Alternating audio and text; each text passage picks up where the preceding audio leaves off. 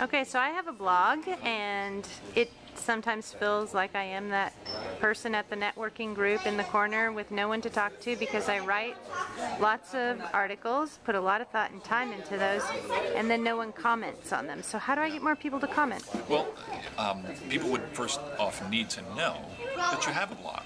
So my question would be, do you have a link to your blog on your website? Do you have on your business card, is there your blog, www.katesblog.com? Nobody's going to comment on something that they don't know exists, right? So the question becomes, how do we make people aware that this exists? So first off, and for some people, their blog is their website. Right. Right. So at that point, I would make sure they have something in their business, some kind of marketing material or something that has that URL on it. Okay. Direct right to the blog. Right to the blog. Sure, why not?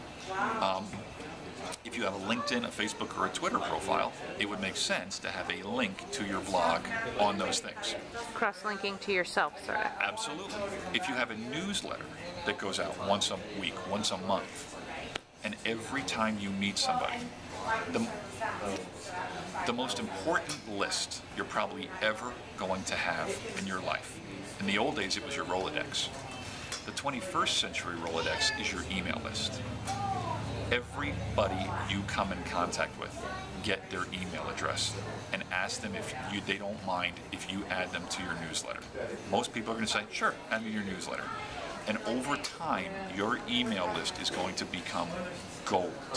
So if I have an email list and I make those people aware that I have a blog because they're receiving my newsletter, the likelihood of them actually going and commenting is probably greater than if they don't know the blog exists. And by the way, most people that create blogs, they have the very same question you're asking me, Kate. You know, if I'm going to come up with all this stuff, what if nobody ever looks at it? So really it comes down to a question of visibility. How can you make people aware that your blog exists? The second thing is, probably the first thing, is post something that's interesting, right? If it's not interesting, who's going to want to comment on it? But also post a question. Make sure you're engaging people just like you would do offline. If I went to a networking meeting and all I did was talk about me, you might sit there and smile politely, but you're thinking about, how the heck can I get out of here? All this guy talks about is himself. But if I start to say something and then ask for your opinion of it, I'm engaging you in conversation. Treat your blog the same way. Don't write War and Peace in your blog. My blog, personally, I never go over 400 or 500 words. I don't want it to take you more than 3 minutes to read my blog post. I keep it short, I keep it sweet, which increases the likelihood that somebody's going to actually post a comment back. Now, once they do post a comment, do you go answer those? Absolutely, I go answer. At the very least, I say, thank you for your comment. I appreciate it. How may I serve you in some way? I'm engaging, I'm using conversational skills online that would be the same things that I would use offline. The challenge is most people don't study interpersonal relational skills. They don't teach us that stuff in school. They teach us who wrote Catcher in the Rye, right? So what I'm suggesting is, for the people watching this video, it might serve you well to go get a book written back in the 30s called How to Win Friends and Influence People by a guy named Dale Carnegie.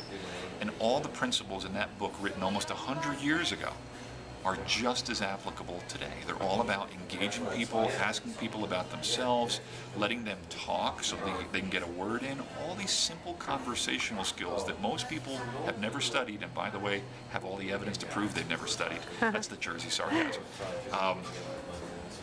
Most people are using social media in a one-way fashion. I'm suggesting, remember that you're talking to people. You're not talking to a computer. You're talking through a computer to human beings. And knowing, again, all things being equal, people do business with and refer business to people that they know, like, and trust. If I have a conversation with you and I make you feel appreciated, how would you not know, like, and trust me?